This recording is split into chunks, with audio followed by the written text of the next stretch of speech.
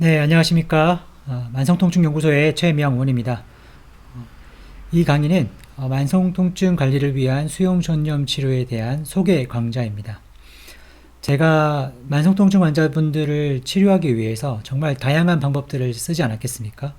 물리치료부터 시작해서 운동요법이라든지 도두치료, 그리고 심리치료 가운데서도 다양한 만성통증에 효과가 있다라고 알려진 그런 좋은 그런 기법들을 가져다가 만성통증 환자에게 적용해서 또 효과를 보기도 했고 또 어려움 겪기도 했고 그랬는데요.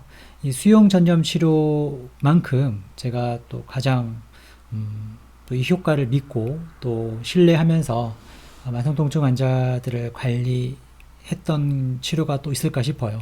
그만큼 제가 가장 많이 또 이용하고 있고 지금 또 이걸 통해서 많은 환자분들을 돕고 있습니다. 그래서 아마도 그렇지만 이 현장에 계신 분들이 좀 생소하지 않을까 싶어요. 이 수용 전념 치료가 무엇인지에 대해서 오늘 그래서 그 부분에 대해서 제가 좀 설명을 해드리도록 하겠습니다. 우리는 어떤 프레임을 좋아하냐면 통증을 통제하라. 사실 이 말을 굉장히 좋아합니다. 저도 사실은 부끄럽지만 이 수용 전념 치료를 알기 전에는 이게 제 모토였습니다. 환자분들에게 이런 얘기를 많이 했어요. 통증을 통제할 수 있는 방법들이 많이 있습니다. 그리고 또 우리 물리치료사 선생님들이나 아니면 통증을 관리하는 이런 영역에 계신 분들에게 제가 강의를 하면서 여러분들이 환자분들에게 이런 통제감을 많이 심어줘야 된다. 통증을 잘 통제할 수 있는 방법들을 알려줘야 된다라는 얘기들을 제가 많이 해드렸습니다. 통증을 통제할 수 있다라는 믿음, 그 믿음 하에 우리가 치료를 하게 되는데, 많은 치료들이 있죠. 주사치료나 약물치료나 외과적 수술, 물리치료, 도수치료, 운동 처방, 혹은 운동 재활 프로그램, 그리고 또 제가 하고 있는 그런 신경과학적 통증교육, 인지행동치료, 이완요법은 하나같이 어떻게 하면 환자를 괴롭히고 있는 이 통증을 통제할 것인가에 대한 얘기를 하고 있습니다. 우리가 보통 통증을 사자에 많이 비유하잖아요. 그래서 옆에 제가 사자와 씨름하고 있는 어떤 남자의 모습을 보여줬는데요. 정말 이 만성통증 환자들에게 이 통증과 씨름한다는 것은 정말 처절한 싸움입니다. 매일 이기고 지고를 반복하죠. 이긴다라고 생각이 될 때 또 어김없이 통증이 찾아와서 환자분들은 좌절합니다. 그거는 치료사들도 마찬가지예요. 치료자들이 이제 좀 뭔가 잡히는구나 하고 좀 자신감을 얻을 때 한 번씩 낭패를 보죠. 이게 또 어려운 통증을 또 만나게 되면 쉽지 않음을 또 느끼게 되고 어떻게 또 통증을 통제할 것인가에 대한 그런 고민들을 많이 하게 됩니다. 수용전념 치료에서 얘기하고자 하는 것은 통증을 통제하려는 시도를 내려놓으라는 겁니다. 그러니까 새로운 접근이에요. 저도 이거를 제가 이제 수용전념 치료에 관련된 책도 꽤 많이 읽었거든요. 지금 제가 생각나는 것만 6권 정도 되는데 그 중에서도 어떤 책을 제가 딱 펼쳤을 때 첫 문구가 이거였어요. 통증을 통제하려는 시도를 내려놓아라. 이게 제 머리를 이렇게 한번 꽝 하고 세게 내리쳤던 경험이 있어요. 굉장히 두렵죠. 치료자로서 통증을 통제하려는 시도 자체를 내려놓는 것이 굉장히 두려울 겁니다. 만성 통증 환자들은 두말할 것도 없겠죠. 통증을 통제하려는 그 시도를 내려놓으라고 하니 나는 또 그러면은 고통당할 텐데 그 고통당하는 게 싫어서 지금 그렇게 노력하고 있잖아요. 그런데 그 시도를 내려놓는다. 그런데요, 여러분, 이게 이 소개 강좌만 들어도 여러분이 아실 거예요. 통증을 통제하려는 시도를 내려놓는 것이 만성 통증을 해결하는 방법입니다. 자, 그 이유를 제가 좀 설명을 해 드릴 거예요. 창조적 무만감이라는 단어가 있습니다. 이 두 단어는 굉장히 이질적이에요. 그러니까 창조라는 것은 굉장히 긍정의 단어로 많이 쓰이고 이 무만감, 절망감 이런 단어는 뭔가 소망이 없을 때 쓰는 단어잖아요. 이건 굉장히 절망적인 단어죠. 부정적인 단어죠. 그런데 이 두 단어가 합쳐져 있습니다. 창조적 무만감. 이게 약간 이질성을 좀 띠고 있는데 무슨 말이냐면 일단은 이 절망감을 느껴야 거기에서부터 새로운 것이 나온다 라는 그런 의미에서 이제 씁니다. 우리가 클라이언트들에게 통제 전략, 그동안 우리 클라이언트들이 굉장히 많은 만성통증 환자분들이 통증을 억제하기 위한 극복하기 위한 시도들을 많이 했죠. 주사치료, 약물치료, 뭐 도수치료, 마사지, 뭐 운동 접근, 아니면 뭐 기타 등등의 뭐 5만 가지 방법을 통해서 살기 위해서 정말 처절하게 치료를 받으셨는데, 혹은 여러 가지 대증요법을 썼는데, 중요한 건 뭐냐면 그러한 전략이 효과가 없었다라는 것이죠. 이유는 뭘까요? 여전히 그분들이 아프다라고 얘기하니까요. 그런데 왜 그런 치료에 많이 매달릴까요? 그 효과가 아예 없었던 건 아니겠죠. 효과가 있긴 있었으나 그 효과는 일시적이었다, 단기적이었다는 것이 문제입니다. 통증은 지속되는 데 있어서 사실은 장기적으로 봤을 때는 그러한 노력들이 큰 도움을 받지 못하게 되는 겁니다. 창조적 무만감, 이 예를 들어서 구덩이에 빠진 장님에 대한 비유가 있어요. 장님이 길을 가다가 이제 구덩이에 빠졌습니다. 그래서 장님이 이렇게 눈이 보이지 않으니까 손으로 만졌는데 벽과 같은 느낌이 들어요. 다행히 장님의 가방에는 뭐가 있냐면 삽이 있습니다. 그래서 그 삽을 가지고 구덩이에서 빠져나가기 위해서 열심히 삽질을 해댑니다. 결과는 어떻게 됐을까요? 네, 구덩이에서 빠져나온 것이 아니라 오히려 더 깊은 구덩이에 빠지게 됩니다. 이유는 뭘까요? 장님이 들고 있던 그 삽이 문제였던 겁니다. 장님이 거기에서부터 벗어나기 위해서는 삽을 내려놓아야 됩니다. 장님에게 필요한 건 삽이 아니라 어쩌면 사다리일지도 모르죠. 수용전염 치료는 기존에 했던 당신들의 방법에 대해서 이미 실패한 것들이라면 그것을 내려놓기를 원합니다. 그게 바로 무만감이죠. 내려놓아야지 실제로 그들을 도울 수 있는 새로운 방법들을 택할 수 있게 되는 것입니다. 그래서 그러한 접근이에요. 제가 구덩이에 빠진 장님에 대한 비유를 들었어요. 이 수용전염 치료에는 상당히 많은 비유들이 있어서 그 비유들을 가지고 이런 환자분들이 혹은 클라이언트들에게 우리가 이 과정을 이해시킬 수 있고 또 도움을 드릴 수 있습니다. 사실 제가 하고 있는 신경과학적 통증교육 프로그램도 굉장히 많은 알기 쉬운 비유와 은유들이 있습니다. 저는 그래서 이 공부를 할 때 참 재밌었어요. 두 가지가 좀 비슷한 점도 많아서 이런 면에서는 좀 비슷하게 제가 공부를 했습니다. 그래서 대처 전략 작업지를 작성하게 하는데요. 이러한 것들은 제가 나중에 다 제공해 드릴 텐데, 이러한 대처 전략 작업지를 통해서 하는 작업들은 결국은 당신들이 했던 방법들에 대해서 그 효과가 얼만큼 있었는지, 효과가 있었다라면 그게 정말 장기적 효과가 있었는지 아니면 뭐 그때뿐이었는지 그런 것들을 좀 철저하게 적어서 어쩌면 실패할 수밖에 없었던 그런 상황들을 좀 인정하자, 이런 것들이 필요합니다. 만성 통증과 이 창조적 무만감을 좀 보면요, 스캐빙턴이라고 하는 이 통증과 삶의 질을 연구했던 학자는 이런 말을 했습니다. 의학적 모델에 따라서 만성 통증이 성공적으로 치료되었다라는 사례를 찾아볼 수가 없다. 이게 1995년에 나왔던 논문인데 사실은 지금도 마찬가지예요. 만성 통증의 정의가 뭡니까? 치료에 실패된 거죠. 그러니까 만성 통증을 가지고 의학적인 접근으로 시도했다가는 실패할 게 뻔합니다.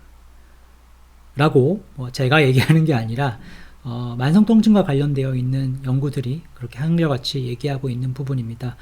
아직도 2019년에도 이제 만성통증에 대한 명확한 치료법은 없다라고 인정하고 있죠. 그 결과가 지금 이제 우리가 보고 있는 이 실태입니다. 실정입니다. 영국은 만성통증 환자가 2,800만 명. 사실 영국도 꽤 잘 갖춰져 있는 그런 헬스 보건 시스템이 있지 않습니까? 우리가 영국에서 유학하고 온 그런 뭐 전골요법 치료사라든지 아니면 의사라든지 이런 분들을 더 신망하는 것은 그만큼 시스템과 이런 교육적인 면에서 좋은 그런 혜택을 받고 있지만 만성통증 환자는 상당히 많죠. 그리고 이들 중에 14.3%는 통증이 심해서 일상활동을 하기 힘든 정도라고 합니다. 꽤 많은 수가 고통당하고 있죠. 호주도 2020년에 324만 명의 만성통증 환자가 있다라고 보고했고 523만 명이 2050년에는 더 발생될 거라고 비관적으로 예측하고 있습니다. 더 안 좋은 건 뭐냐면 만성통증 환자의 44%가 우울증과 불안장애를 동반하고 있다는 것이죠. 사실 호주도 꽤 잘 갖춰져 있는 물리치료 대학이 있잖아요. 거기에서 출신들이 또 인정받기도 하고 그렇게 좋은 시스템을 갖고 있지만 그럼에도 불구하고 물리치료가 뛰어난 나라라고 해서 만성통증 환자가 증가하는 것을 막을 수는 없습니다. 노르웨이에서는 인구의 30%가 만성통증이라고 하고 그들이 장애연금의 50%를 쓰고 있습니다. 사회적 부담이 꽤 크다는 얘기죠.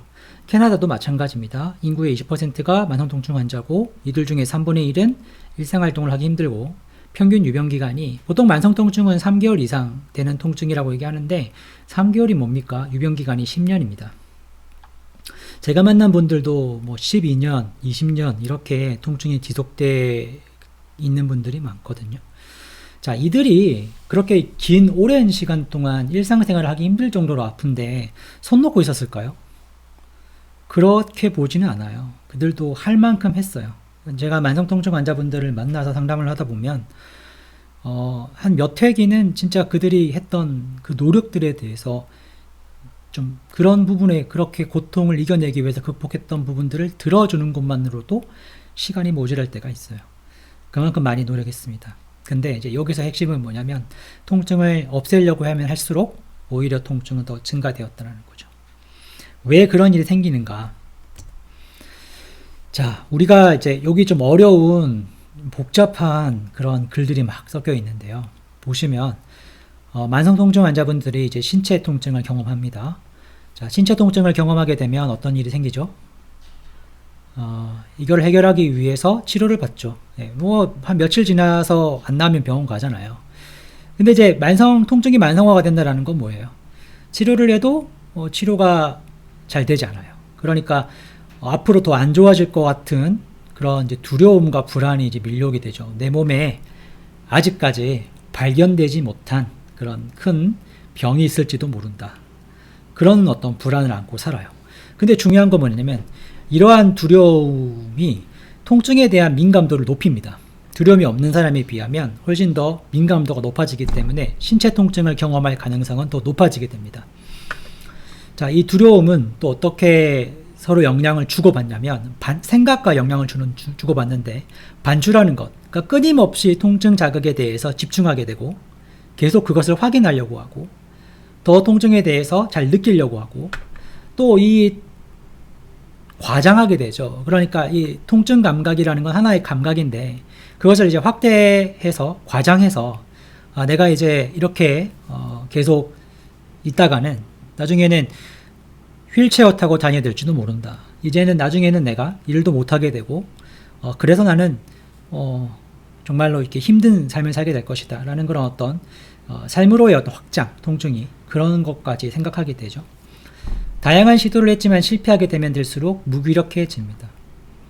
근데 이제 이러한 것들이 또 불안을 일으키기도 하고 불안 때문에 또 이러한 생각들이 더 많아지기도 해요. 근데 중요한 건 이런 반추 과정 무기력은 연구에 의하면 치료 효과를 떨어뜨린다고 되어 있습니다. 많은 분들이 이제 치료를 받는데 치료의 효과를 떨어뜨리는 이유가 바로 생각이에요. 부정적인 생각들. 그것이 있으면 치료 효과가 잘 나타나진 않거든요. 그래서 우리가 이 부분을 좀 중재를 해줘야 됩니다. 반추 과장 무기력. 이 부분에 대해서 이제 있다 보니까 결국은 통제불능의 상황이 오게 되죠. 자기 스스로 할 수 없기 때문에 특히나 이제 메디컬의 도움을 많이 받으려고 하는데 약에 의존하게 됩니다. 근데 약을 복용하시는 분들이 하나같이 또 두려움을 갖고 있습니다. 뭐죠? 약에 의존될까봐 두려워합니다. 근데 끊지를 못하죠. 왜냐하면 몹시 아프니까. 그렇다고 해서 약을 먹는다고 회복이 되는가? 그런 것도 아니죠. 사실은 약에 도움을 받는 사람도 있지만 또 약에 그렇게 도움받지 못하는 분들도 많이 있어요. 이렇게 통제불능의 상황이 지속되고 반추 과정 무기력이 반복이 되면서 결국 사람은 이제 우울에 빠질 수 있게 됩니다. 자, 이 우울은 또다시 통증 민감도를 높이기 때문에 불안과 마찬가지로 이제 통증 자극은 더 높아지게 되고 회복에 방해가 되죠. 치료 효과를 떨어뜨리게 됩니다. 자, 두려움도 있고 우울도 있습니다. 그리고 아픕니다. 그렇게 되면 인간이 택할 수 있는 방법은 회피입니다.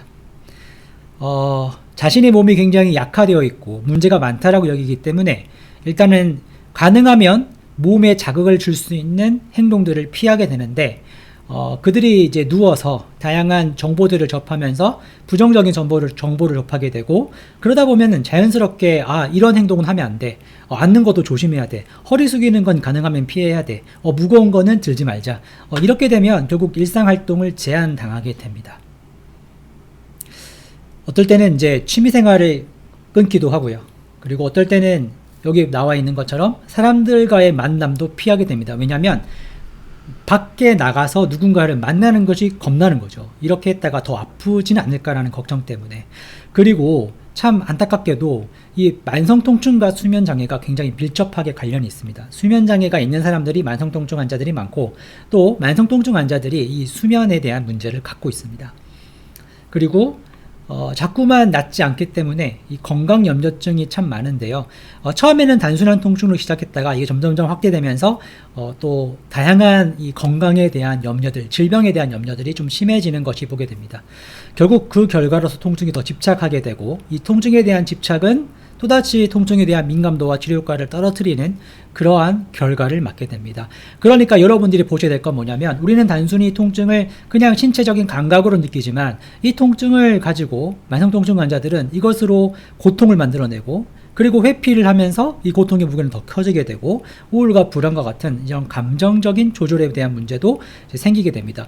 이게 결국은 만성통증 환자가 짊어져야 될 통증에 대한 부담입니다. 그러면 만성통증과 수용전염 치료는 어떻게 접근하는가? 수용전염 치료라는 것은 갖고 있는 여러 가지 핵심적인 원리가 있는데, 그것은 이제 제가 본 강의에서 다 말씀을 드릴 겁니다. 하나하나. 그리고 그것을 어떻게 적용할 수 있는지 구체적으로 제가 설명을 해드릴 텐데요.